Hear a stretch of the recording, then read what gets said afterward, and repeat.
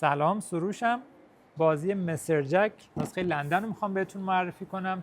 طراحای بازی برونو کاتالا و لودویک مابلانک هستن. سال 2006 طراحی کردن. رنک استراتژیکش 522 هست. البته امروز 27 آبان 1403 هست. هم استراتژیک هم کاراگاهی. و توی این ویدیو میخوام اکسپنشن بازی رو براتون توضیح بدم که پایان بازی حتما نگاه کنید. پایان ویدیو میگم براتون.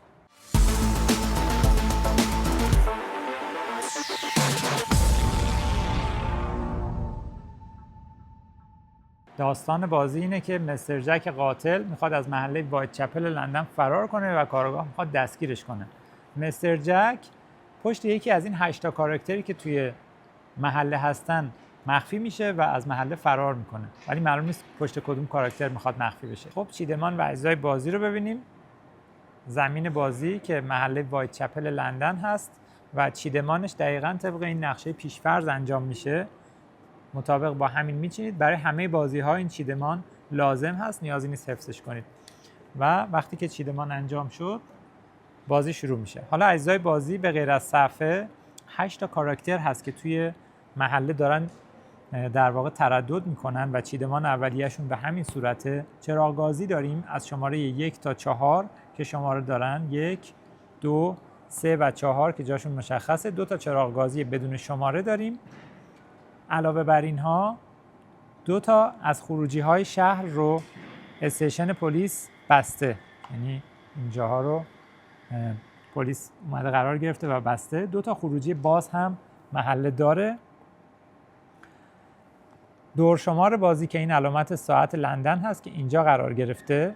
بازی هم توی 8 دور انجام میشه. صفحه بازی یه سمتش طلایی رنگه، یه سمتش خاکستری رنگه. سمت طلایی رنگ صفحه برای کاراگاه هست و سمت خاکستری برای مستر جک. کارت های بازی که در واقع همین 8 تا کاراکتری هستن که توی بازی هن. از هر کدومش یک کارت سبز وجود داره، یک کارت قرمز، یعنی هر کاراکتری یک کارت سبز رنگ داره و یک کارت قرمز رنگ که میشه این 16 تا کارت.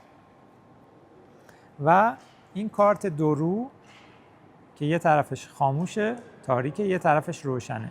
این کارت هم مربوط به مستر جک قاتل هست. بریم که روند بازی رو براتون بگم. خب اول بازی باید تصمیم بگیرید که کی میخواد نقش مستر جک رو بازی کنه و کی میخواد کاراگاه باشه. مستر جک فرار میکنه، کاراگاه دستگیر میکنه. بازیکنی که تصمیم میگیره نقش کاراگاه رو بازی کنه سمت طلایی رنگ صفحه میشینه و بازیکن نقش مستر جک سمت خاکستری میشینه. کسی که نقش مستر جک رو برمیداره این کارت رو باید برداره و مقابل خودش بذاره. یه کارت دو رو هست که کاربردش رو میگم جلوتر. و از این کارت های قرمز رنگ، این 8 تا کارت قرمز در واقع شناسنامه های این 8 نفری هستن که توی بازی هن. بر میخوره و کاراکتر مستر جک یکی از اینها رو برمیداره. خودش فقط نگاه میکنه. خودش میدونه که الان این دور بازی باید پشت چه کاراکتری مخفی بشه و از محله فرار کنه. الان کارت جرمی برت اومد، خبرنگار مشهور که اینجاست، ولی فقط خود مستر جک میدونه که پشت این کاراکتر مخفی شده و باید طی 8 راند بازی از محله فرار کنه. کاراگاه باید اونو دستگیر کنه. حالا به چه صورت هست؟ این کاراکترها توی شهر حرکت میکنن، جابجا میشن و یه قابلیت هایی دارن. همه اینها رو کامل براتون توضیح میدم، ولی میخوام بگم که بر چه اساسی کاراگاه اصلا میتونه مستر جک رو شناسایی کنه و دستگیرش کنه. پایان هر راند بازی یک سوالی هست که باید مستر جک بهش پاسخ بده. هر راند بازی 4 تا کارت بازی میشه و بعد از اون مستر جک باید به کاراگاه اعلام کنه که الان پیدا هست یا پنهان هست. پیدا یعنی چی؟ کاراکترهایی که اطراف چراغ‌گازی چسبیده به چراغ‌گازی ها هستن پیدا محسوب میشن. افرادی که یه جای تنها توی تاریکی ایستاده باشن پنهان محسوب میشن. اگر 2 نفر کنار هم ایستاده باشن چون که تجمع کردن اینها هم پیدا محسوب میشن. بر اساس همین چیزهایی که گفتم پایان هر راند بازی مستر جک اعلام میکنه که الان پیدا هست یا پنهانه. اگر پیدا بود این رو از این سمت میذاره، اگر پنهان بود از سمت تاریکش میذاره. حالا بریم که یک به یک کاراکترها رو بگم و قابلیتاشون رو. اینجا که راند شماره بازی قرار گرفته، برای هر راند یه چیدمان کارت داره نشون میده. طلایی رنگ مربوط به کاراگاه هست و خاکستری مربوط به مستر جک. 4 تا کارت توی هر راند بازی میشه. توی راند اول کارت اول و آخر مربوط به کاراگاه هست و 2 کارت میانی، 2 تا کارت وسط مربوط به مستر جک. راند دوم برعکس میشه. کارت اول و آخر رنگش خاکستری مربوط به مستر جک و 2 تا کارت وسط مربوط به کاراگاهه. تمام راندهای فرد مثل هم هستن، تمام راندهای زوج هم مثل هم هستن. و حالا بریم که بگم اصلا این کارت ها وقتی رو میشن چه اتفاقاتی میفته و قابلیت کارت ها رو بگم. کارت های سبز رنگ، کارت هایی که پشتشون سبز هست، همین 8 تا کاراکتر رو نشون میده با قابلیت هاشون. یک به یک میخوام قابلیت این کاراکترها رو بهتون بگم. شرلوک هولمز معروف، کارگاهی که نامی هست و همه میشناسنش. وقتی که کارت شرلوک هولمز رو بازیکنی انتخاب میکنه و میخواد بازیش کنه، ابتدا بین 1 تا 3 قدم راه میره و بعدش کارش رو انجام میده. کار ویژه شرلوک هولمز که این قسمت نشون داده، یه علامت ذره‌بین هست، به این صورت هست که یکی از این کارت ها رو برمیداره و نگاه میکنه. اگر کاراگاه نقش شرلوک هولمز رو برداره، کارتی که نگاه میکنه خیالش راحت میشه که مستر جک پشت این کاراکتر مخفی نشده و تا پایان بازی این رو تو ذهنش کنار میذاره. این کارت رو هم میتونه پیش خودش نگه داره. اما اگر مستر جک کاراکتر شرلوک هولمز رو بازی کنه چه فایده ای داره؟ یه کارت رو مستر جک نگاه میکنه و تا پایان بازی یه گزینه رو برای استعلام گرفتن کاراگاه از دسترس خارج میکنه. خیلی خوبه دیگه. کاراگاه تا پایان بازی شک داره که مستر جک پشت کاراکتر خودش مخفی شده، کاراکتری که از اول برداشته بوده یا کاراکتری که الان استعلامش رو گرفته. اینم قابلیتی هست که به هر دو طرف میتونه کمک کنه. کاراکتر بعدی دکتر واتسون هست، جان واتسون معروف، و قابلیتش این هست که اول 1 تا 3 قدم راه میره مثل شرلوک هولمز و بعدش نور فانوسش رو یه جهتی میندازه. وقتی که راه میره بین 1 تا 3 قدم، فرض کنین که حالا اومده اینجا و نور فانوسش رو این سمتی میندازه. کاراکتری که زیر نور فانوس واتسون قرار گرفته، حتی اگر چراغ گازی کنارش نباشه پیدا محسوب میشه.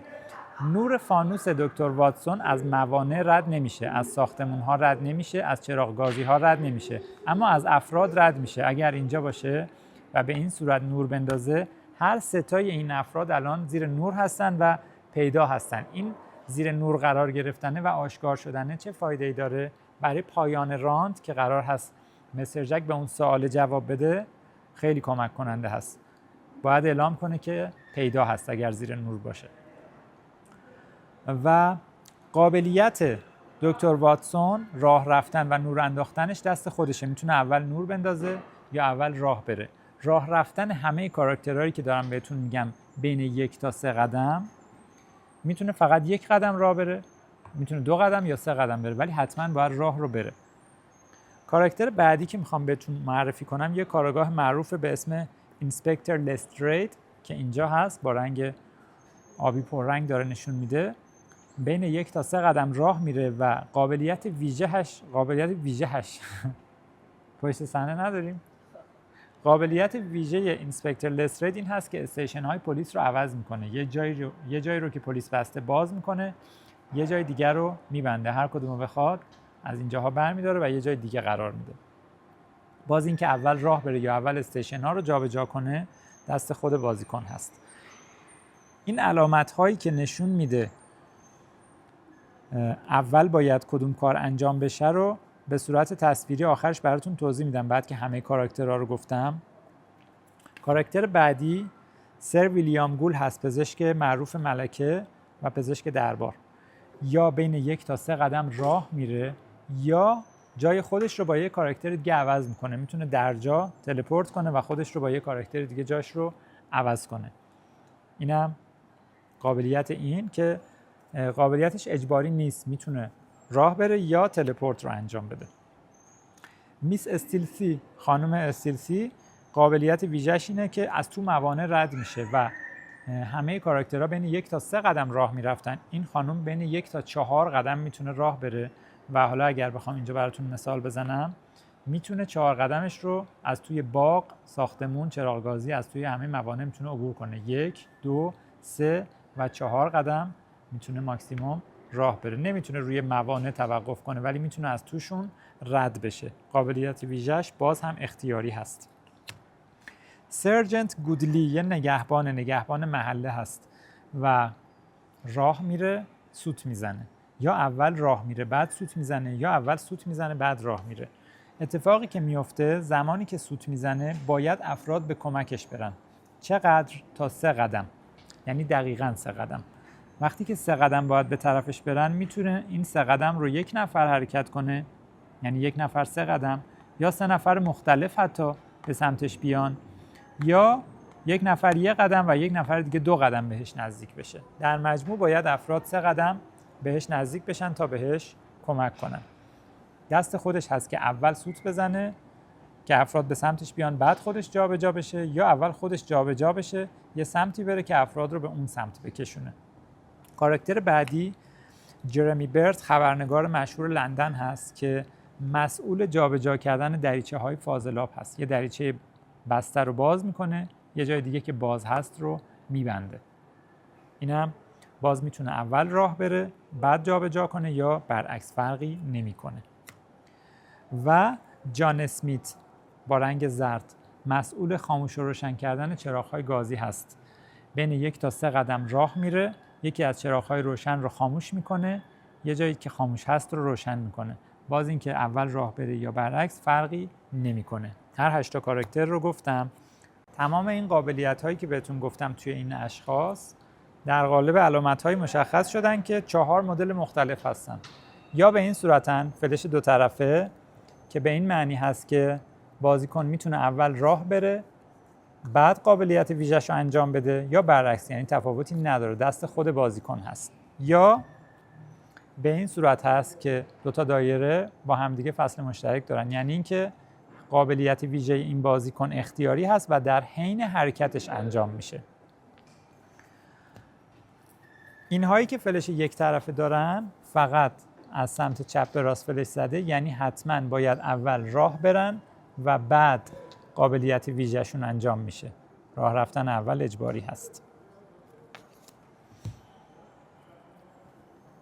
و این که 2 تا فلش رو به سمت همدیگه هستن، این به معنی یا هست، یعنی اینکه یا راه میره یا از قابلیت ویژه‌اش استفاده میکنه. خب همونطوری که قبلا گفتم هر راند بازی 4 تا کارت باید رو بشه. بعد از اینکه مستر جک نقش خودش رو برداشت و این کارت مربوط به آشکار و پنهان بودن رو برداشت مقابل خودش گذاشت، هر راند بازی از این کارت های سبز رنگ که بر میخورن 4 تاش رو میشه. وقتی این 4 تا کارت رو میشه،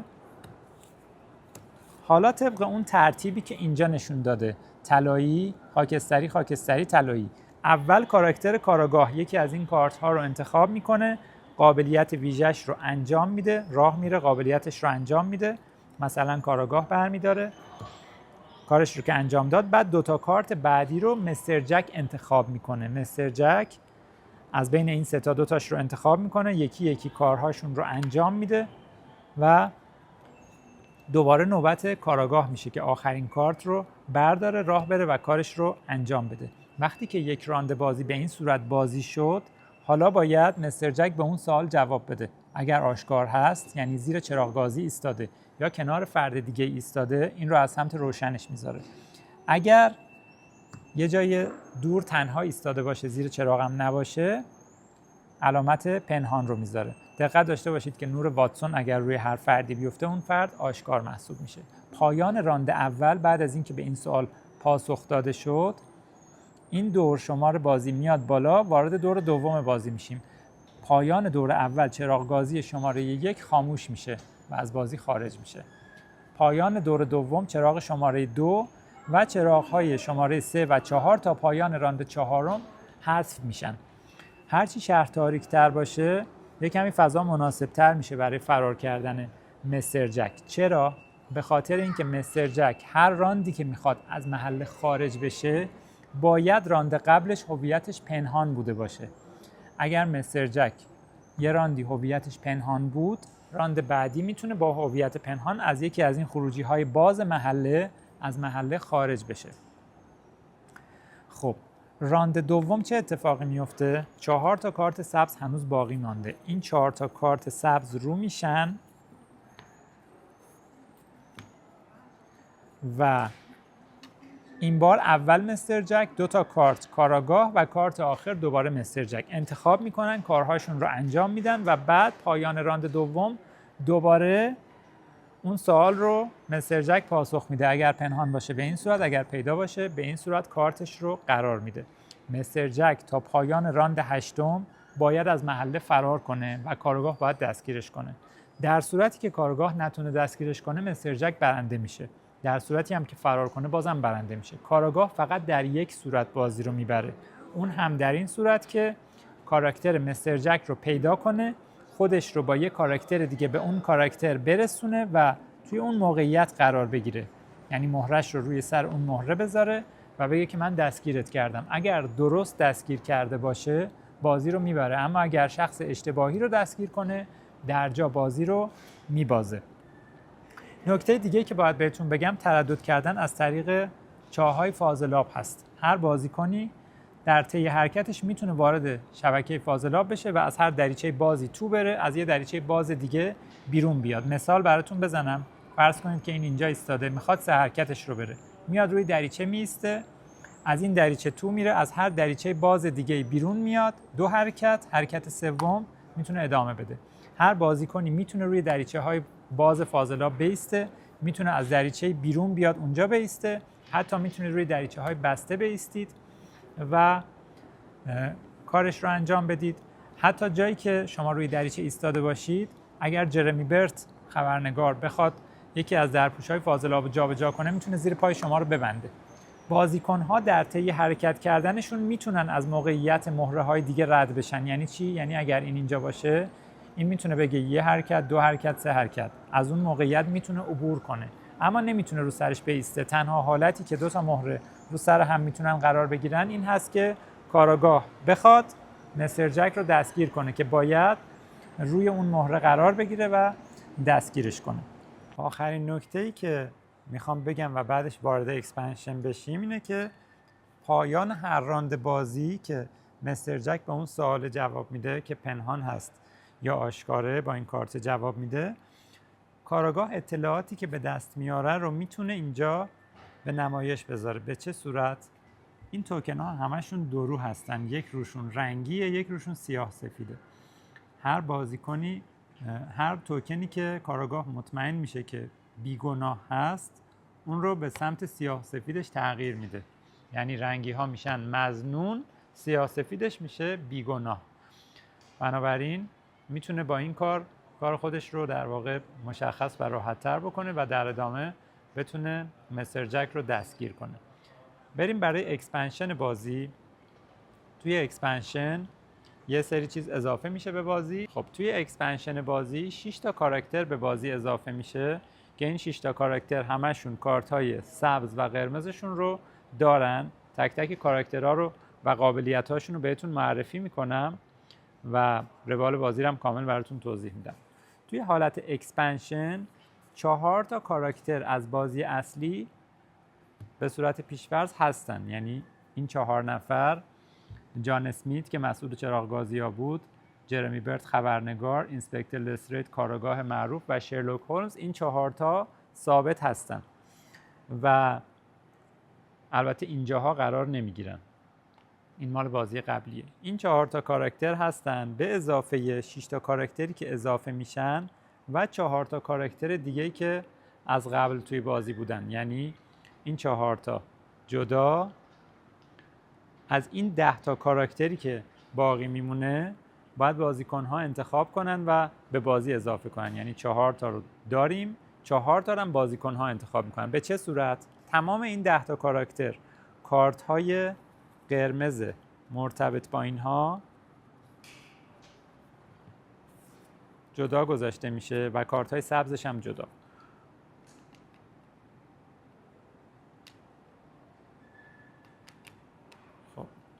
من باید اینها رو جدا کنم، شرلوک هولمز و جرمی برت و جان اسمیت و اینسپکتر لستریت که هستن توی بازی. این 4 تای دیگه که نیستن قرمزاشون جدا گذاشته میشه، سبزاشون هم به همین صورت.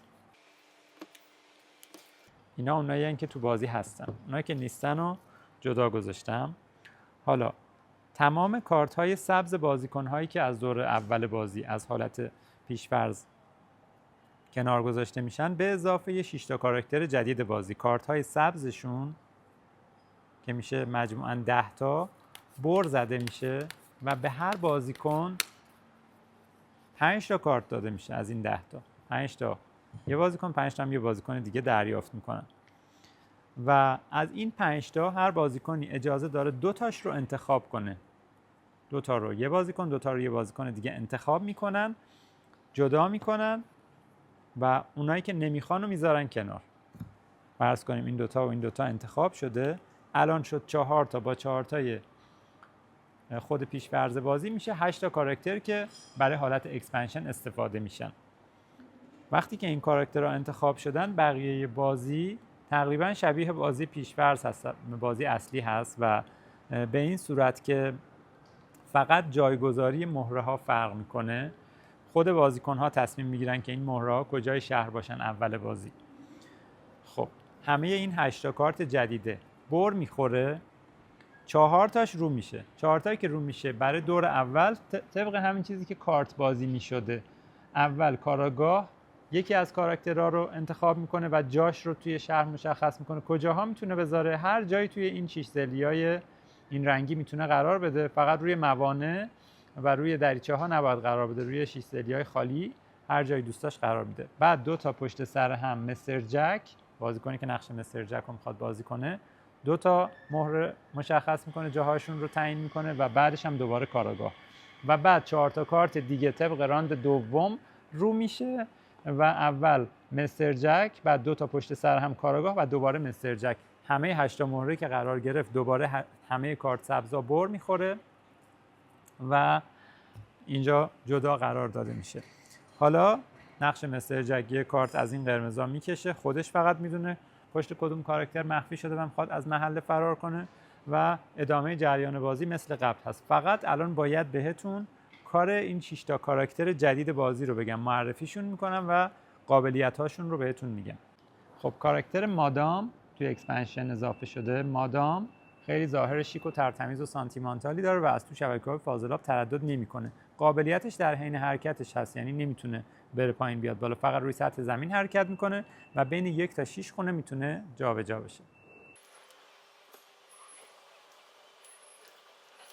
کاراکتر بعدی جان پیزر هست، یه قصاب با ظاهر خشن با پیشبند چرمی و چاقوی خونین که همه ازش میترسن. قابلیت ویژش اینه که وقتی که حرکت میکنه به هر جایی میرسه، اگر به بازیکنی بچسبه، اگر به هر مهره‌ای بچسبه، اون مهره تا 3 خونه، یعنی 3 خونه دقیقاً باید فرار کنه و اگر جایی بیسته که به چند نفر نزدیک باشه، همه اون افراد 3 خونه فرار میکنن و ازش دور میشن. کاراکتر بعدی ابرلاین هست. ابرلاین یه کارگاه خیلی دقیق و حساس هست که خیلی سوال میپرسه. به هر کاراکتری بچسبه، اون کاراکتر در اثر سوال و جوابای ابرلاین فقط میتونه یه خونه حرکت کنه، یعنی سرعت افراد رو میگیره و کندشون میکنه.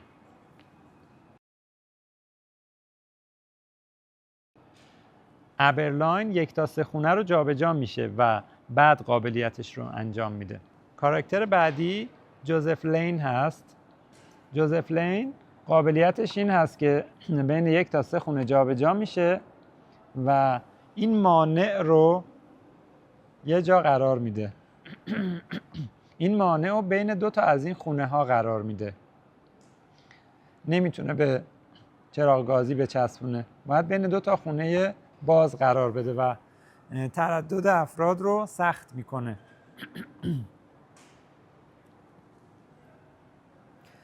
دقت داشته باشید افرادی که دو طرف این مانع قرار دارن، اگر 2 تا کاراکتر دو طرف مانع قرار داشته باشن، تو این وضعیت اینها الان دیگه آشکار محسوب نمیشن، دوتاشون پنهان هستن. فقط در صورتی که چراغ گازی اطرافشون باشه آشکار محسوب میشن. کاراکتر بعدی اسپرینگ هیلدمن هست، یه خرافکار و یه تبهکار معروف که بعد از اینکه خلافش رو انجام میده از روی ساختمان‌ها و موانع میپره و فرار میکنه و قابلیت ویژه‌ش هم به این صورت هست که کلاً یا میتونه راه بره یا میتونه بپره. اگر بخواد بپره، حالا روی این نقشه بهتون نشون بدم، به این صورت هست که از روی موانع میتونه در صورتی بپره که بهشون چسبیده باشه. یعنی اگر اینجا باشه میتونه از روی ساختمون بپره و اونور ساختمون فرود بیاد. اگر اینجا باشه میتونه از اینجا بپره اونور چراغ گازی فرود بیاد، یا حتی از روی باغ هم میتونه بپره. از روی باغ هم میتونه بپره و اون طرف فرود بیاد به این صورت. و یه پرش دیگه هم داره، اونم از روی آدم هاست، میتونه از روی هر آدمی بپره. اگر اینجا باشه و 2 خونه با این فرد فاصله داشته باشه میتونه بپره و دقیقاً همون اندازه‌ای که از قبلش دورخیز کرده اون طرف فرود میاد. یعنی 2 تا دورخیز داشته، 2 تا اون طرفتر فرود میاد. اگر به این صورت باشه میتونه تا 3 خونه همون طرفتر بپره و فرود بیاد. و در صورتی که توی مسیر پرشش هیچ مانعی، هیچ فردی وجود نداشته باشه، در این صورت هست که میتونه پرشش رو انجام بده. و آخرین کاراکتر پروفسور موریارتی هست. این پروفسور موریارتی مثل آفتاب پرست هست و نقش کاراکترها رو میتونه کپی کنه. به چه صورت؟ اگر این کاراکتر رو بازیکنها برای بازی انتخاب کردند، تمام 6 تا کاراکتر باقی مانده، اونهایی که دیگه نیستن توی بازی، رو باید اینجا بچینید. البته اینها که اونایی هستن که از قبل پیش‌فرض بودن. 6 تا کاراکتر باقی مانده رو اینجا میچینید و هر زمانی که هر بازیکنی در طی جریان بازی نقش پروفسور موریارتی رو انتخاب کنه، این رو زیر یکی از اینها قرار میده، این توکنی که وجود داره، و تصمیم میگیره که نقش این کاراکتر رو مثلا کپی کنه و کارش رو انجام میده. وقتی کارش رو انجام داد، این کارت دیسکارت میشه و برمیگرده توی جعبه بازی. دیگه قابل کپی کردن نیست، فقط یک بار میشه نقش ها رو کپی کرد. ممنون که ویدیو رو تا انتها نگاه کردید. اگر سوال یا نظری در مورد بازی دارید حتما برامون کامنت بذارین. امیدوارم تندرست باشین. خدا نگهدار.